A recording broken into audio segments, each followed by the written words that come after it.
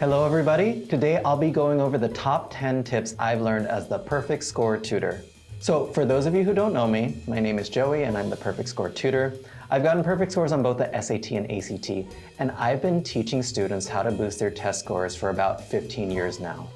So along the way, I've really focused on a lot of different concepts, teaching students how to approach the test holistically. And during my time, I've also learned and figured out a bunch of tips that I use with my students to apply to the test. All right, so I do have a few notes on these tips and tricks. So number one, tips and tricks are not a substitute for solid foundations. When I approach test prep and tutoring, I really focus on making sure that students have unshakable foundations in reading, writing, grammar, and understand the whys and hows before we even get into these tips. Number two, I typically consider tips more advanced strategies. These are only things that I cover after I'm sure students know the original approach to any particular type of question. For example, I wouldn't teach a technique or strategy until the students really learn that the line equation is y equals mx plus b. Number three, tips really require an understanding of fundamentals before you can even apply them. For example, if you don't know your multiplications tables or how to do long division really solidly, then you shouldn't even be trying these tips yet. Number four, so tips and tricks are not 100% foolproof. They're useful maybe about 20 to 30% of the time. This is just a guess, I don't know statistically, but these are great ways for you to be able to maybe check your work or try an alternate approach. But remember, test writers are paid millions of dollars to try to come up with questions that can often thwart tricks. The last caveat, when used in conjunction with solid foundations, that's when tips and tricks have helped my students get into that upper 1% of test scores. So these are tips and tricks that the big box companies that I used to work for, I'm not gonna name them here, they've used these to advertise their classes for hundreds or even thousands of dollars. So I'm giving you this advice for free. Tip number one, IPP or COP. What do these stand for? So IPP means ignore prepositional phrases, or COP means cross out prepositional phrases. So you gotta understand what a preposition is first, right? So prepositions are those little tiny words that relate to things either in space or in time. So think about a dog and a table. Is the dog on the table? Is the dog under the table? Is the dog running around the table? Or let's think of a time-traveling dog, right? Is the dog coming before the table, during the table, after the table? So you need to recognize these prepositions because they are part of prepositional phrases. And prepositional phrases are grammatically not relevant to the structure of a sentence. It says attracted by these resources, so by is your preposition right here. And it says many different kinds of wildlife. So of is another preposition that's kind of a weird one. So now if we look at that, the grammatical subject of the sentence is kinds. And so we have a subject-verb agreement, so we'll say many different kinds inhabit. Okay, and then in the next one, we have at the eye of the modern art storm. So the whole phrase actually is not relevant to this sentence. So then from here, we see was is underlined, right? So here, the subject of the sentence comes after the verb. This is known as an inverted sentence. So what do we have as a subject? We have Gertrude Stein, her brother Leo, and their Paris apartment. So they are or they were, right? So we can cross out A and B. Because this passage is in past tense, then we're gonna choose D. Tip two, avoid extremes or absolutes. So this is relevant to any reading passage on the SAT or ACT. So with reading, when you're trying to infer something from the passage, because we don't know the writer, or because the writer may have lived like hundreds of years ago, you do not want to choose words that mean like always, or must, or needs to, just because we're making an educated guess. So let's look at this first question. We have number 50, right? So answer choice A, that one's okay, is inconsistent. B says will be difficult to bring about in the absence of regulation. So that's called a qualified statement. So qualified statements are still okay too. And then C says cannot be attained. Again, we don't know who this person is, so we do not want to say something is true or false 100% of the time. And then D, seems certain to affect Earth's economy, right? That's another phrase that maybe right now it seems certain, but then they'll find something 100 years from now that kind of disproves that. Especially in the science section, you want to avoid things that are like definite. Otherwise, you'll kind of get made fun of later on by other people who are in the same industry as you. Then we have number 40. This one says the authors of both passages would most likely agree. This one was from a history passage, right? Written over 150 years ago. You want to be super duper general here because we can't interview them. And so in A, it says their preferences were the same. That kind of equal sign, that doesn't really fly by me, right? Similar is a better word than same. And then they needed a good education. That one's fine. C, they were just as happy. That's another like equal sign, right? I don't know if they were just as happy. And then D says they generally, oh, we have a really good word there, right? Generally kind of covers your butt because that means it could be true. It could also be false, right? So the correct answer in this question was actually D without even reading the passage. Tip number 3, active versus passive voice. So this is one of the skills that I teach the students that is actually applicable beyond just the test, right? You can use it when you're writing your college essays, you can use it when you're writing your personal statement. So active voice would be something along the lines of like, I eat cake. Subject, verb, object, right? Passive voice would be when we flip the sentence around. So we have like, the cake is eaten by me. So then usually you'll have a form of the verb to be, like is, was, are. So you got to remember when looking at reading passages, particularly historical ones or literature ones, when the author uses passive voice, they're trying to distance themselves from the idea that they're stating. So let's look at this example, right? So it says here in line 52, an objection is made to the form, right? So is that form of the to be verb. And so this author is saying somebody is making an objection, but it's not me. So this is a way that historical figures and authors express opinions that differ from their own. So this is useful for students, especially advanced students, who are trying to find evidence for something, because this statement will show something that the author disagrees with. Here's an example of active versus passive voice on the writing section. So if we look at question 21, right, we see the lion's teeth snare the envelope. The lion snares the envelope with its teeth. The envelope is snared by the lion. So here again, we have passive voice, right? And passive voice is one of those types of sentences that is wrong, let's say 95% of the time. So then we can cross out C. For those of you who are curious what the answer is for this one would be B. And this is called a dangling modifier question. This one students mess up all the time because they think other ones sound correct. But if we look at the first half of the sentence, we see that something is approaching the doorway, right? And what's approaching the doorway? It's the lion. Tip number 4, bad words. So at this point in my career, I've probably done hundreds of tests, and I've tended to notice that certain words are wrong, let's say 99% of the time, not 100% of the time. But here's an example of a bad word. Look at 43, B is being. Oh, A also has being too. And so this is a word that my students use all the time in their essays. They'll say being that, when you could say something like because, or like she is being a brat, right? Those types of phrases are just really clunky and not using active voice. So if you see a word like being or to be or something like that, you want to be very careful, but being is wrong 99% of the time. Here are a couple more examples of bad words that I've seen on the reading passage particularly. So let's look over here. The last sentence of a passage serves mainly to, right? So in answer choice C, we say allude to a potential resolution to a puzzle. Resolution is one of those words that typically don't work in a science passage. Things are rarely concluded in science, right? You might make a discovery, but then you want to keep your ending open just because data is constantly being found, there's new discoveries being made, so there's not a clear, definite conclusion. That's a bad word. And then D says reconcile, right? Reconcile is like kiss and make up, right? And in science passages, there isn't that much argument really, so reconcile tends not to be a good word there.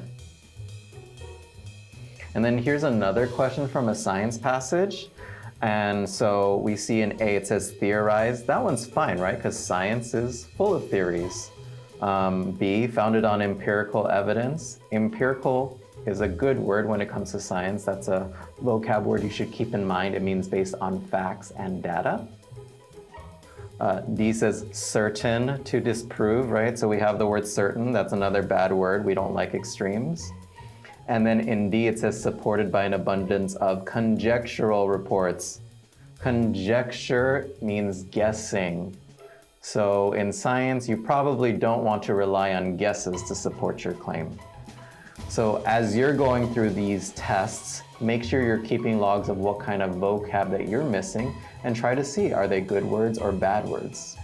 One more example. So this is the first question you see after reading a social science passage, so it tends to be something like a main idea or main purpose question, right? So it says the main purpose of the passage is to assert that a majority of people. So I want to be cautious around a word like majority. For those of you who don't know, majority means over 50%.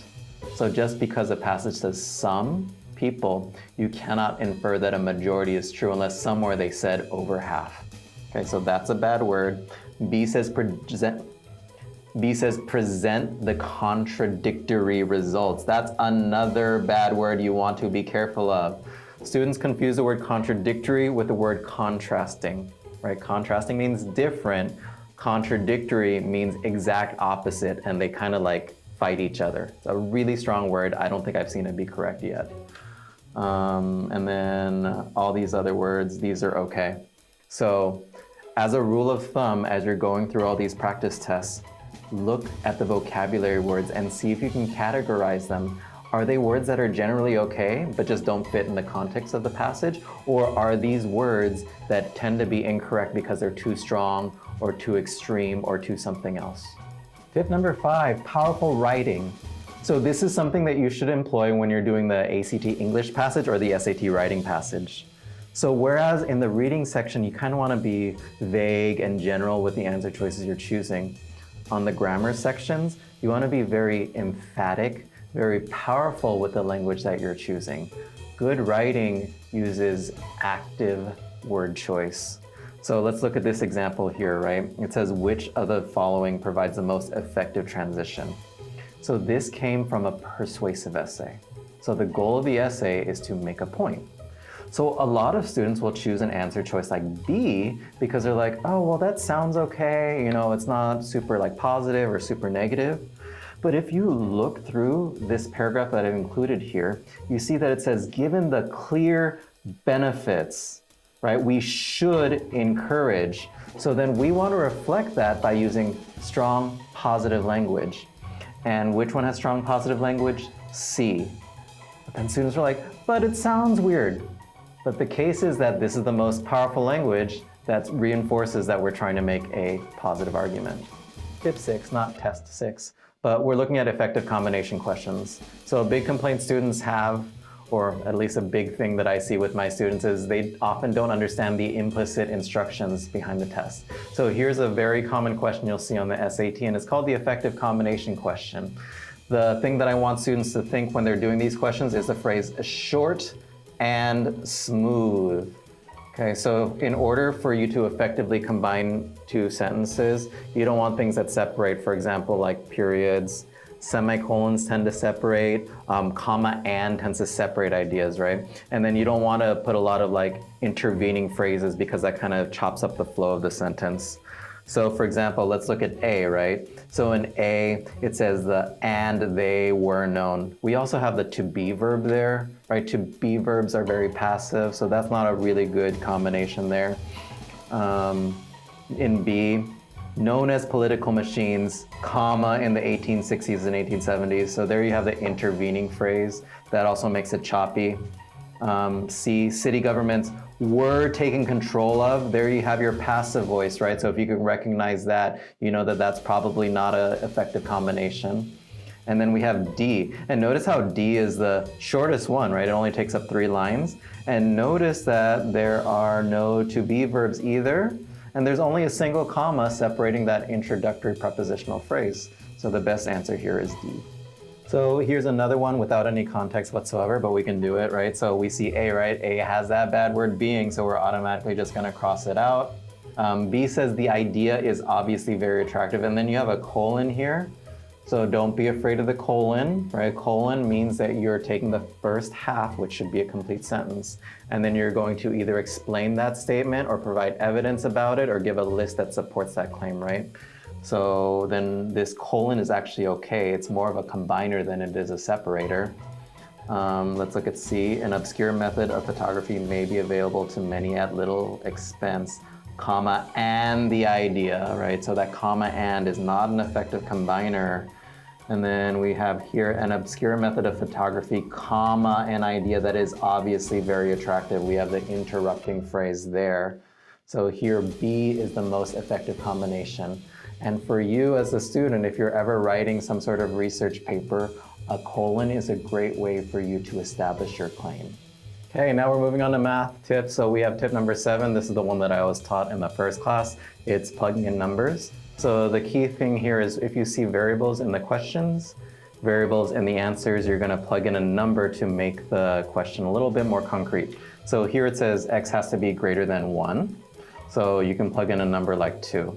So bear with me as I go through the math here really quickly. So we're gonna plug in 2 for x, right? So 2 plus 3 times 2, and then we're gonna do 16 minus 81 times 2 to the 4th. Okay, so then we can go ahead and try to combine everything here. So this is 2 plus 6, right? This is 8 on top. And then on the bottom, this came on the non-calculator section, so I'm gonna show you this interesting math hack here.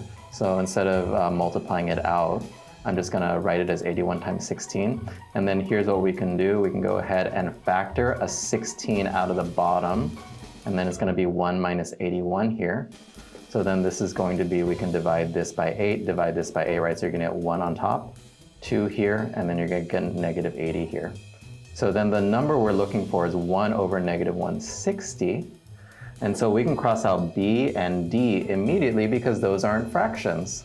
So then we're just gonna go through and figure out which one's negative 160 on the bottom. So I'll plug it into this one. So 8 minus 27 times 2 cubed. That's gonna be 8 minus 27 times 8. I'm gonna factor out the 8. 8 times 1 minus 27. So that's gonna be 8 times negative 26. And notice that when you times 8 times 6, right, that number is gonna be 48. So your number will end in an 8. But we're looking for a number that ends in a 0, so we can automatically cross out A. And so that's how you use plugging in numbers for a question like that. Here's another type of question that tends to stump my students a lot. But the idea here is that whenever a question gives you a point, either via the point itself here, right, they give you negative 1, 1, or they give you a graph, you can always plug in that point, right? The first number goes in for x, and the second one goes in for y. So literally you plug it into that equation, so you get 1 is equal to a times negative 1 squared plus b times negative 1 plus c. Order of operations, that's also important. So negative 1 squared is just 1a plus negative b. So I'll erase that and put negative b and then plus c. And so the correct answer here is D. So this one's actually kind of like a different tip, but the same tip. So I'll just combine this under tip number 7, but it's making up numbers, right? Choosing numbers that work. So this is a very standard question. This has been around for since the birth of the SAT. So you get a percentage question, right? And students are like, I don't get it. I don't know how many people there are. Always start percentage questions by choosing the number 100. That'll make your life easier. So we're gonna assume that this city's population started at 100, and then there was a 20% increase.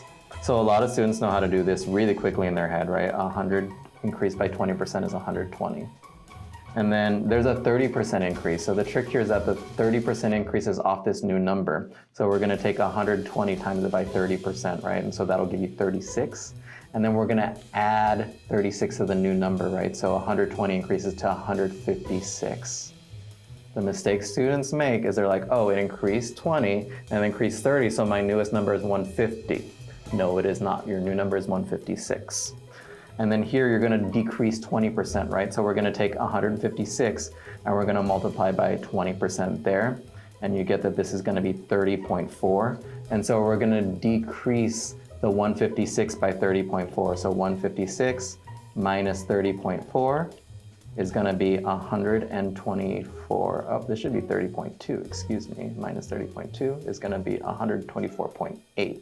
So if we compare our numbers, we start off at 100, we ended up very, very close to 125. So the overall change is a 25% increase. Tip number 8, back solving. So this one's actually a useful tip that doesn't have too many exceptions to this rule. In fact, this is one that I recommend to my highest achieving students because they'll do the math right, but then they'll end up with something called extraneous solutions.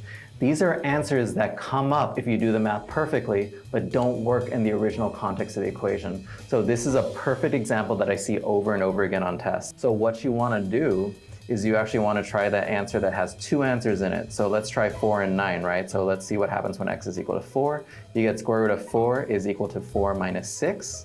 Remember that when you're square rooting a number, you're only going to get the positive answer, right? It's not going to give plus or minus here. So square root of 4 is 2. And then 4 minus 6 is negative 2. So 2 does not equal negative 2. So anything with a 4 does not count. And then we'll go ahead and try 9, right? So 9, square root of 9 is equal to 9 minus 6. Square root of 9 is positive 3. 9 minus 6 is also positive 3. So B works. And so this one will save you a bunch of time. Tip number 9. Okay, this one's a really exclusive one. I actually learned this after I left some of the big box companies, and I had this really awesome mentor who taught me this trick. So unless otherwise stated, assume figures are drawn to scale. This is great if you're running out of time, if you want to check your work. So let's look at this figure over here, right? So they're saying, what is the ratio of AB to FE? So AB is this piece right here, right? And we can use the picture to help us eliminate some of the answers, right? Well, there's no way that this is 1 to root 2. Remember, root 2 is roughly like 1.4. If we try to draw it out, how many ABs could I fit in here? So maybe that's an AB, right? If I put another one, maybe that would be about the length of AB. Maybe this would be about the length of AB, and maybe that would be about the length of AB, right? So we could fit about 4 of them in there. So the correct answer is C, 1 to 4. And I'm not even going to do the math. If you want to do it on your own, feel free to try it. All right, here's another one that a lot of students tend to struggle with. You have a bunch of circles, right? And it says that the radius of each circle is 9. So remember on circle questions, a radius goes from the center of the circle to any point on the edge of the circle. So we could draw a radius anywhere. And for those of you who don't know, the plural of radius is radii. I know a lot of students see that and they freak out. So radii is spelled R-A-D-I-I. But anyways, if we're going to use the fact that this figure is drawn to scale, we'll see that this is 9, right? That's the radius of the circle. And then we're going from the point A to B. Well, if we draw a straight line from A to B, that's actually going to be 9 as well, because it makes an equilateral triangle. So then this little arc here is going to be slightly more than 9, because it's like bending away from the line. So then we're going to use the fact that pi is about 3, right? So if pi is about 3, then this is going to be 3 times 3 over 2. That's going to be 9 over 2. That's way less than 9. Over here, we're going to get 9 times 3 over 4. So that's 27 over 4, which is roughly, what is this, 6.75? So that's a little bit too short. And then look at C. It's 3 times pi, right? So pi is 3. So this is actually really, really close to 9. And then we can do D, right? So D would be 9 times 3 over 2. That'd be 27 over 2, which is 13.5. So the closest answer, without doing any of the actual math, is C. All right, here's the last tip, and this is the one that I use with my most advanced students. So math can be solved multiple ways, right? Math can be solved arithmetically, and that's what we were doing a second ago by plugging in numbers. You can solve it algebraically using the equations you've learned, but you can also solve math graphically, and students tend to forget this option. So what we're going to do then is we're going to try to graph this system of equations using the answers to plug in. So this really requires a solid foundation here, right? So which cannot be the value of k? We're looking for k is equal to 3, so let's try that one first. So when k is equal to 3, you get 3x plus y is equal to 1. So you get y is equal to negative 3x plus 1. That'll be the graph of a line, right? So I'll graph a line right here. 3x plus 1, negative 3x means your line's going to go like this, and it's going to slope downwards. Okay. And then we're going to plug 3 into the second equation. Then y is going to equal negative x squared plus 3. And so that graph would be a downward facing parabola. with its vertex on the y-axis at 3. And so notice when you graph these two graphs, they intersect at exactly 2 points. So it can be 3, right? So we're gonna eliminate A. Let me switch colors here. And let's, for example, try B, which is 2. And then you'll see that you'll get 2x plus y is equal to 1. So you get y is equal to negative 2x plus 1. And then you get y is equal to negative x squared plus 2. And then you'll see that when you graph this one, you'll have a very similar outcome. You have a negative sloped line, and then you have a downward parabola starting at 2, and even then it'll intersect twice. You can do the same thing with C, right? But I'm gonna skip to D because I like the number 0. And we're gonna do k is equal to 0. So when you do k is equal to 0, you'll get 0x plus y is equal to 1. And so that means y is just equal to 1 because the x goes away. And then you'll get y is equal to negative x squared plus 0. So then if you graph that, remember that the graph of y equals anything is just a horizontal line at that number. And then you have negative x squared, so there's no constant after, so it's going to start at the origin and go downwards. And you can see that in this case, the lines do not cross. So the answer is D, and that's the quickest way to do that problem. All right, everybody, thanks so much for watching. I hope you found these top 10 tips useful. If you have any questions or comments, feel free to leave them below. One thing that I'm doing for the rest of the year is I'm going live on my Facebook group every Monday at 5 p.m. Pacific, 8 p.m. Eastern. So I'll leave a link below so you can join the Facebook group. And then also, if you want an ebook that I recently wrote about the top 4 ways that I've used to improve my SAT or ACT scores, feel free to click on the link below as well.